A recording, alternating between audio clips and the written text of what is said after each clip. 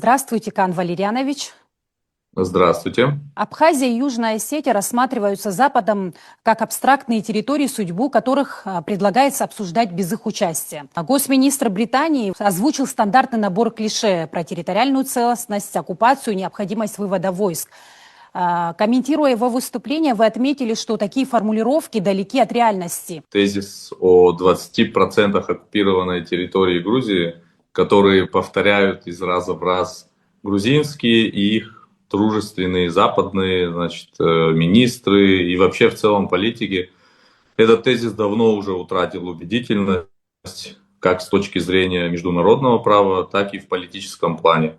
Если говорить о международном праве, то каждый международник знает, что у оккупации, у этого термина есть абсолютно четкое значение в международном праве, и оно основывается на двух главных документах. Это Гаагские правила и Женевская конвенция. Гаагские правила от 1907 года, то есть эти правила были установлены еще в самом начале века, да, и, соответственно, дальше были закреплены в Женевской конвенции 1949 года, где говорится абсолютно четко, что оккупация подразумевает военный насильственный контроль извне, да, и отсутствие собственных выбранных народом институтов власти. То есть в Абхазии и Южной Осетии у нас абсолютно другая картина. Мы видим, что власть формируется народом, институты функционируют, есть, национальная правовая система, ну и проходят конкурентные выборы, причем разного уровня, и президентские, и парламентские, и муниципальные, и зачастую куда более прозрачные, чем у тех стран, которые предпочитают рассуждать или поучать кого-то о том, как нужно проводить демократические выборы. Ну и, естественно, тем, кто говорит об оккупации Абхазии и Южной Осетии, им хорошо известно, что между Абхазией и Россией, и между Россией и Южной Осетией подписаны, во-первых, установлены дипотношения, ну и подписаны межгосударственные, межправительственные соглашения в абсолютно почти всех сферах государственного строительства. В том числе включая договор об объединенной базе еще от 2010 года. Мы этот договор не скрываем, это не какая-то скрытая реальность, это абсолютно открытая правовая практика. Мы об этом везде говорим, что это решение двух суверенных стран. И, соответственно, если резюмировать это все, делать вывод, то мы получаем следующее, что грузинские политики и их западные, коллеги повторяют эту мантру просто потому, что они являются заложниками своей же идеологии, ошибочной, иллюзорной идеологии об оккупированных территориях. Ну, потому что они приняли этот закон и стали его заложниками. Грузия вечно выдумывает какие-то новые способы, изощренные способы, как бы Абхазию еще обозвать, чтобы еще сделать, как бы еще насолить.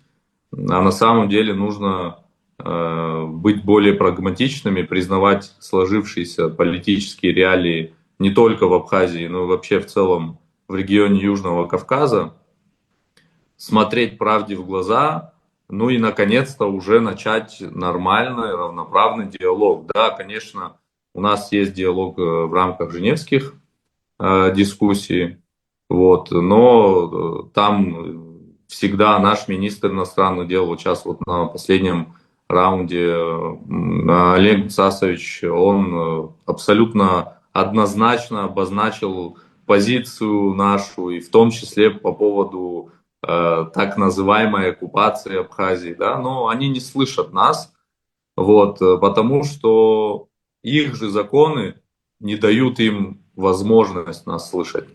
То есть им сначала нужно отменить этот закон, да, а дальше уже выходить с нами на более конструктивный диалог.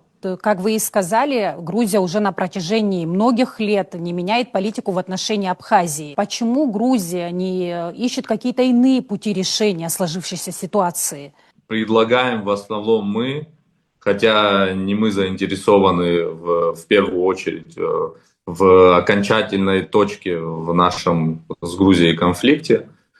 Вот, предлагает в основном абхазская сторона, она всегда была более конструктивна и всегда исходила в первую очередь из мирных побуждений, да, а вот грузинская сторона, она и опять-таки исходя из того, что не подписывает мирное соглашение с Абхазией, да, тот самый юридически обязывающий документ о неприменении силы в рамках международных дискуссий в Женеве, всячески, значит, пытается, в том числе через закон об оккупированных территориях, Абхазию изолировать от международного общения. Тем самым Грузия просто показывает нам, что она не настроена решать мирным способом наш вопрос, да.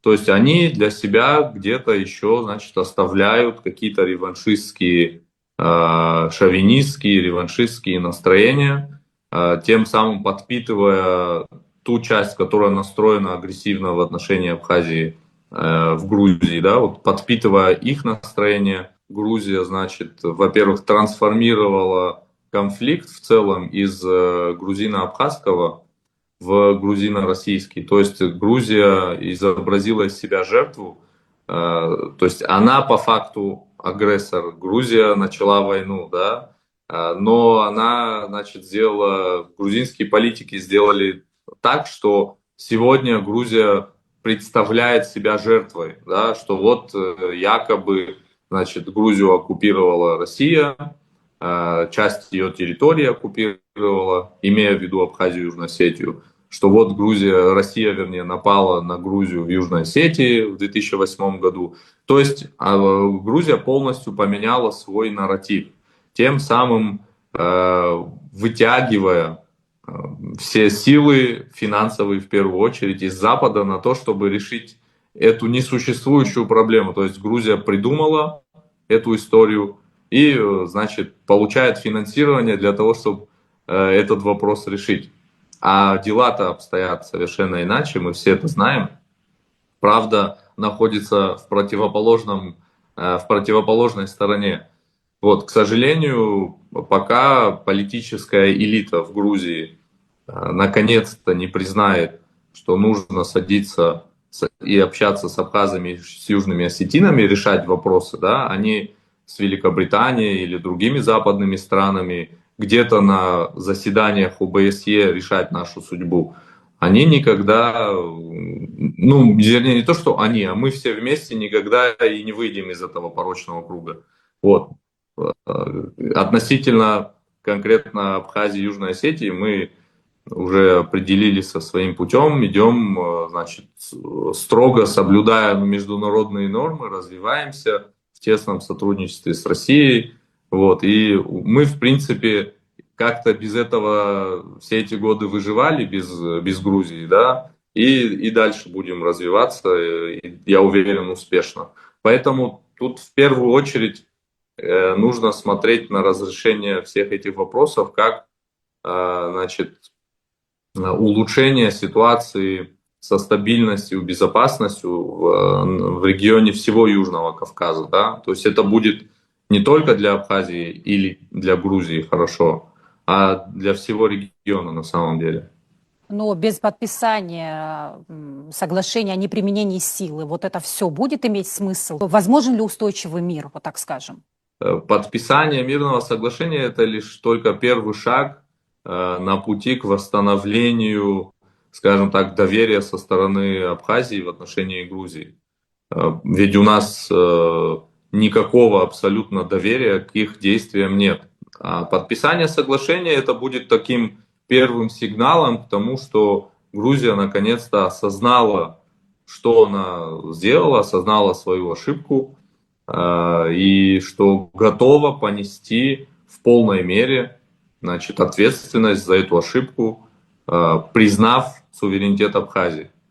То есть Без признания суверенитета Абхазии, конечно же, то, о чем я говорю, о том, что там стабильность, безопасность на всем Южном Кавказе, это видится, конечно, туманно. Да? Подписание мирного соглашения будет первым шагом на пути к признанию. Все-таки единственный выход долгосрочный, да, если мы хотим все-таки такой видеть будущее региона мирным и действительно надежно обезопасенным, то нам нужно понимать, что Грузии в первую очередь нужно отказаться от риторики прошлого, что Грузия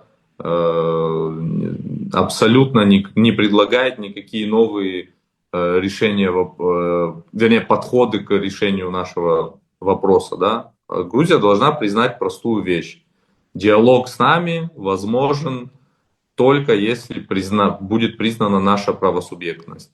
Без признания этого факта диалог с нами на государственном уровне он невозможен. Он возможен только вот в рамках женевских дискуссий, где присутствуют не только абхазы и грузины, да, там и Южная Осетия, ну и там со-модераторы, и Россия, и США, и Евросоюз, ОБСЕ, ООН. То есть это уже международный формат. А если мы хотим, скажем так, формат двусторонний, то он возможен только на уровне двух суверенных государств. 14 декабря – одна из самых скорбных дат в истории Отечественной войны народа Абхазии.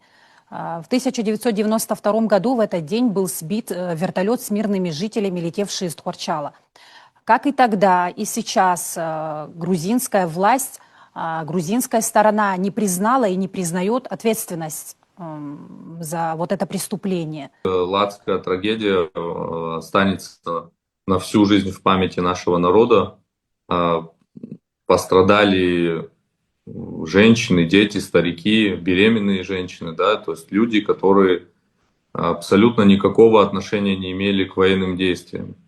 Грузия тем самым совершила гнусный теракт, его по-другому не назвать, это именно теракт, потому что даже во время войны есть определенные нормы и правила, которые должны соблюдать армии двух сторон воюющих, да. Но в данном конкретном случае грузины, те, кто принимал решение о том, чтобы сбить этот вертолет гражданский, они, конечно же, должны понести ответственность, но, как мы видим, Грузия всячески избегает ответственности. Она не то, что не приняла эту ответственность и не признала факта совершения этого теракта, но и всячески избегает даже, скажем так, обсуждения ладской трагедии, делает вид, как будто бы ее не было. Но такую трагедию народ никогда не забудет. Ее скрыть и как-то замолчать не получится. Мы будем об этом говорить на всех площадках, в том числе на женевских дискуссиях. Наша абхазская делегация всегда это озвучивает. Мы со своей стороны будем делать все возможное, чтобы напоминать об этом, вспоминать жертв этой трагедии, да, потому что если мы забудем, то тогда, конечно же, у нас ничего не получится. Мы будем это помнить и напоминать. Напоминать, постоянно работать в этом направлении, чтобы рано или поздно все-таки грузинская сторона признала совершение этого теракта.